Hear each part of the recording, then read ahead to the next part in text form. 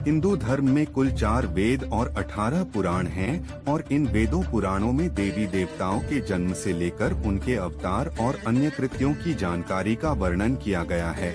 दुविधा की बात तो यह है कि कुछ समान बातों से परे सभी में कहानियों का अलग अलग तरीके से बखान किया गया है, जो इन जानकारियों की विश्वसनीयता को और भी अधिक पेचीदा बना देता है। पुराणों में त्रिदेव कहे जाने वाले ब्रह्मा, विष्णु और महेश के जन्म से जुड़ी कहानियों का भी उल्लेख किया गया है। जहां एक तरफ वेदों में भगवान को एक निराकार रूप का दर्जा दिया गया है, वहीं दूसरी तरफ पुराणों में त्रिदेवों के जन्म से संबंधित कहानियों के बारे में बताया गया है। आज हम बात करेंगे देवों के देव महादेव यानी शंकर भगवान की कहानी के बारे में। भोलेनाथ के जन्म से जुड़ी कई सारी कहानियां हमें पुराणों में पढ़ने को मिलती हैं। इन्हीं कहानियों में से हम जानेंगे कि आखिर शिवजी का जन्म कब हुआ और उनके जन्म के पीछे की वजह क्या थी। कैसे हुआ शिव का जन्म? हम सबके प्रिय भगवान शिव का जन्म नहीं हुआ है, वे स्वयंभू हैं, लेकिन पुराणों में उनकी उत्पत्ति का विवरण मिलता है। विष्णु पुराण के अनुसार ब्रह्मा भगवान विष्णु की नाभि कमल से पैदा हुए, जबकि शिव भगवान विष्णु के माथे के तेज से उत्पन्न हुए बताए गए हैं। विष्णु पुराण की कथाएं कहती हैं कि भगवान शिव का जन्म भगवान विष्णु के माथे से उत्पन्न हुए तेज से हुआ है। माथे के तेज से ही जन्मे होने के कारण भगवान शंकर सदैव योग मुद्रा में रहते हैं। इतना ही नहीं, विष्णु पुराण में वर्णित भगवान शिव के जन्म की कहानी उनके बालपन का एकमात्र वर्णन है, क्योंकि और कहीं भी उनके जन्म से जुड़े साक्ष्य नहीं पाए जाते हैं। शिव का जन्म कब हुआ था? विष्णु पुराण में वर्णित भगवान शिव के जन्म की कहानी कुछ इस प्रकार है कि ब्रह्मा को एक बच्चे की जरूरत थी। अपनी इस इच्छा को पूरा करने के लिए उन्होंने कठोर तपस्या की। उनकी तपस्या के फल के तौर पर एक रोता हुआ बालक उनकी गोद में आ गया। जब ब्रह्मा जी ने इस रोते हुए बालक को देखा तो यह सवाल किया कि तुम रो क्यों रहे हो। इस पर वह बालक बोला कि उसका नाम ब्रह्मा नहीं है, इसलिए वह रो रहा है। उस नन्हे मासूम बालक की बात को सुन ब्रह्मा ने उसे नाम दिया रुद्र। इस नाम का अर्थ था रोने वाला। परंतु बालक रूप में बैठे भगवान शिव तब भी चुप न हुए। इस तरह बालक शिव को चुप कराने के लिए ब्रह्मा जी ने 8 नाम दिए थे। वे 8 नाम हैं रुद्र, भाव, उग्र, भीम, शर्व, पशुपति, महादेव और ईशान। यही वजह है कि भगवान शिव इन सभी नामों से भी जाने जाते हैं। जब संपूर्ण ब्रह्मांड, धरती, आकाश और पाताल जलमग्न था, उस समय ब्रह्मा, विष्णु और महेश के अलावा कोई भी अस्तित्व में नहीं था। उस दौरान केवल भगवान विष्णु ही थे जो जल में शेषनाग पर विश्राम करते हुए नजर आ रहे थे। तभी ब्रह्मा जी भगवान शिव की नाभि से प्रकट हुए और फिर भगवान शिव की उत्पत्ति माथे के तेज से हुई। भोलेनाथ कैसे प्रकट हुए? हम सबके प्रिय भगवान शिव का जन्म नहीं हुआ है, वे स्वयंभू हैं, लेकिन पुराणों में उनकी उत्पत्ति का विवरण मिलता है। विष्णु पुराण के अनुसार ब्रह्मा भगवान विष्णु की नाभि कमल से पैदा हुए, जबकि शिव भगवान विष्णु के माथे के तेज से उत्पन्न हुए बताए गए हैं। ब्रह्मा जी से शिव जी को देखा तो पहचानने से साफ इनकार कर दिया। ब्रह्मा के इनकार से भगवान विष्णु को यह भय सताने लगा कि कहीं शिव जी रूठ न जाएं, जिस कारण उन्होंने ब्रह्मा जी को दिव्य दृष्टि प्रदान की, जिससे उन्हें शिव जी के बारे में स्मरण हो आया। सब कुछ स्मरण होते ही ब्रह्मा जी को अपनी गलती का आभास हुआ और उन्होंने शिव जी से माफी मांगी। साथ ही ब्रह्मा जी ने शिव जी से अपने पुत्र के रूप में जन्म लेने का आशीर्वाद भी मांगा। भगवान शिव ने ब्रह्मा जी को माफ करते हुए उन्हें आशीर्वाद प्रदान किया। इसके बाद भगवान विष्णु के मैल से उत्पन्न हुए मधुकैटभ के वध के बाद जब ब्रह्मा जी ने संसार की रचना करना आरंभ किया, तब उन्हें एक बच्चे की जरूरत पड़ी।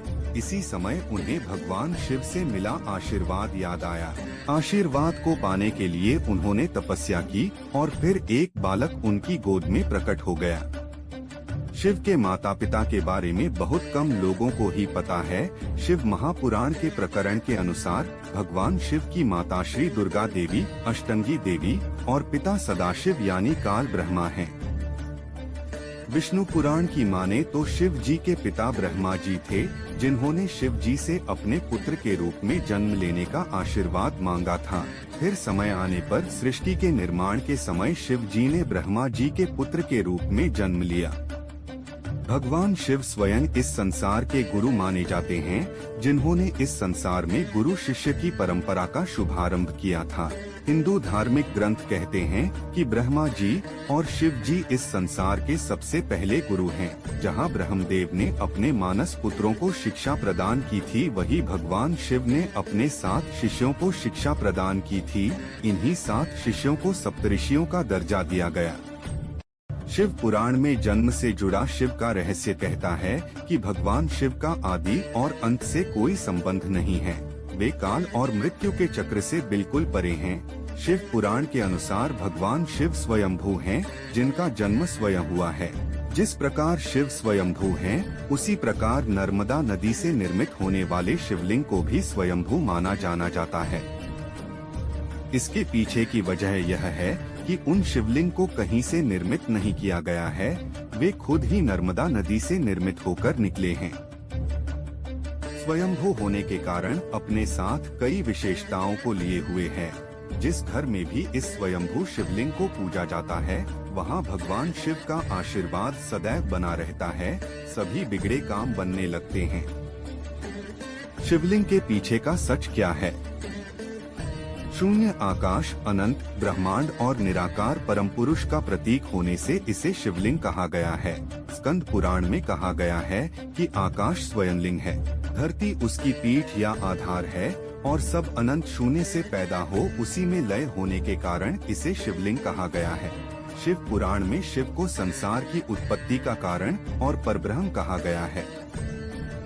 शिव से बड़ा भगवान कौन है? शैव मत के अनुयायी भगवान शिव को सर्वोपरि मानते हैं, तो वहीं वैष्णव मतावलंबी श्री विष्णु को ही श्रेष्ठ मानते हैं। शैव मत के अनुयायी भगवान शिव को सर्वोपरि मानते हैं, तो वहीं वैष्णव मतावलंबी श्री विष्णु को ही श्रेष्ठ मानते हैं। प्राचीन काल से ही इन दोनों मतों के अनुयायियों के बीच मतभेद रहे हैं। आज भी अनेक स्थानों पर यह विवाद देखने को मिलता है। शिव पुराण में भगवान शिव द्वारा श्री राम का ध्यान लगाने की बात कही गई है। इसके बारे में एक कथा प्रचलित है कि एक बार माता पार्वती ने शिव के ध्यान से उठने के बाद शिव से पूछा कि आप तो स्वयं ही देवों के देव हैं, इसलिए तो आपको देवाधिदेव कहते हैं। फिर आप समाधि में किसका ध्यान करते हैं? तब शिव ने पार्वती से कहा कि वह जल्दी ही इसका जवाब माता पार्वती को देंगे। इसके बाद भगवान शिव कौशिक ऋषि के सपने में आए और ऋषि कौशिक को राम रक्षा स्तोत्र लिखने का आदेश दिया। शिव का इतिहास क्या है? शिव अनादि तथा सृष्टि प्रक्रिया के आदि स्रोत हैं और यह काल महाकाल ही ज्योतिष शास्त्र के आधार हैं। शिव का अर्थ यद्यपि कल्याणकारी माना गया है, लेकिन वे हमेशा लय एवं प्रलय दोनों को अपने अधीन किए हुए हैं। रावण, शनि, कश्यप ऋषि आदि इनके भक्त हुए हैं। शिव सभी को समान दृष्टि से देखते हैं, इसलिए उन्हें महादेव कहा जाता है। इसके अनुसार जब धरती, आकाश, पाताल समेत पूरा ब्रह्मांड जलमग्न था, तब ब्रह्मा, विष्णु और महेश, शिव के सिवा कोई भी देव या प्राणी नहीं था। तब केवल विष्णु ही जल सतह पर अपने शेषनाग पर लेटे नजर आ रहे थे। तब उनकी नाभि से कमल नाल पर ब्रह्मा जी प्रकट हुए। ब्रह्मा विष्णु जब सृष्टि के संबंध में बातें कर रहे थे, तो शिव जी प्रकट हुए। इनमें पहली देवी सती और दूसरी माता पार्वती वहीं। अगर हिंदू पौराणिक कथाओं की माने तो महादेव ने 1-2 नहीं बल्कि 4 विवाह किए थे। उनके सभी विवाह आदिशक्ति से ही हुए थे। भगवान शिव का पहला विवाह माता सती के साथ।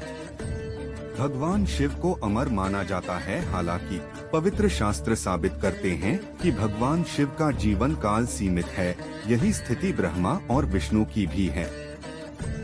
हिंदू धर्म में शिवजी को अमर, मृत्युरहित माना जाता है और उनका जन्म और मृत्यु नहीं होता है, इसलिए शिवजी की जन्म या मृत्यु की बात नहीं की जाती है।